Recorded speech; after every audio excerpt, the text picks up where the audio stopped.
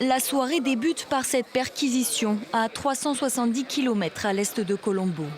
Les autorités sri-lankaises trouvent plus d'une centaine de bâtons de dynamite et un drapeau du groupe État islamique.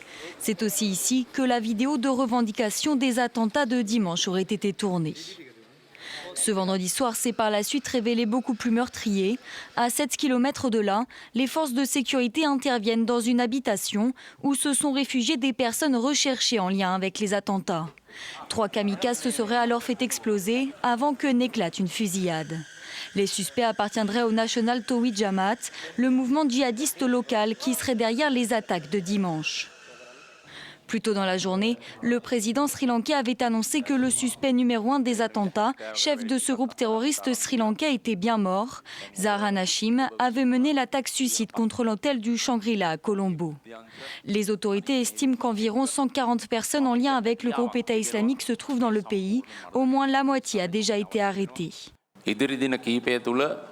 Je pense que dans les prochains jours, nous parviendrons à contrôler totalement cette situation.